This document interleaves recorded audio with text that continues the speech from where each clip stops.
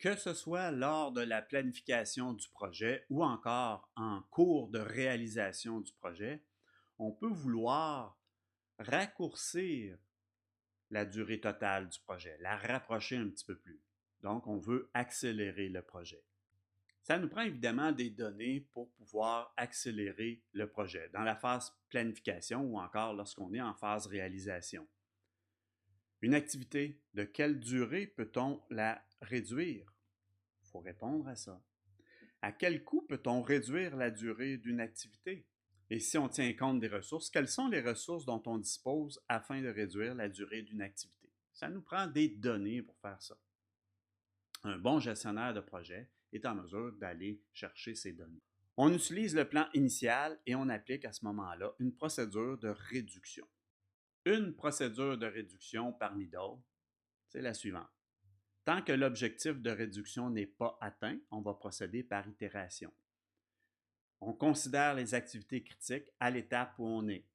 On applique la réduction à une seule activité critique à la fois. On s'intéresse seulement aux activités critiques lors de l'itération.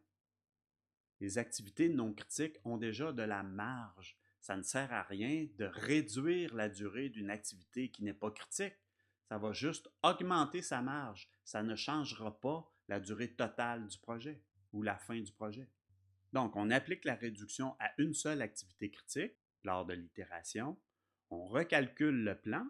Ça se peut qu'il y ait un nouveau chemin critique après recalcul. Ça se peut que ce soit encore le même. Peu importe. On se pose la question, est-ce que l'objectif de réduction de temps est atteint?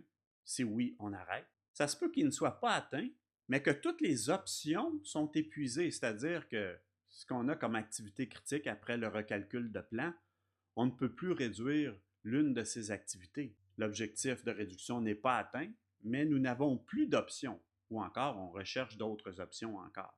Ainsi, si l'objectif de réduction est atteint ou encore toutes les options sont épuisées, on arrête.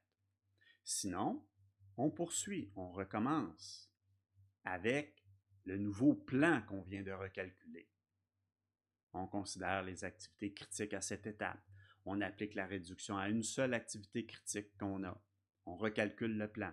Puis on se demande, avons-nous atteint l'objectif de réduction? Si oui, on arrête. Sinon, est-ce que toutes les options sont épuisées? Les activités critiques qu'on a, est-ce qu'on peut encore en réduire? Oui, on poursuit à nouveau notre recherche. Pour notre projet Pipeline, est-ce qu'on peut le ramener à 56 jours? Le plan original, 60 jours. On veut le ramener à 56 jours. Et on a seulement les données suivantes. On peut réduire l'activité A de 2 jours au gros maximum et ça coûte 500 $ par jour réduit. On peut réduire l'activité B de 5 jours au maximum et ça coûte 2000 $ par jour réduit.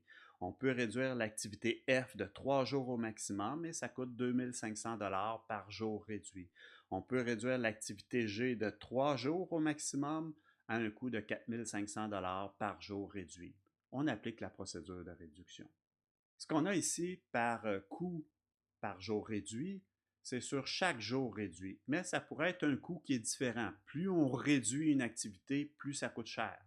On peut en tenir compte avec la procédure de réduction.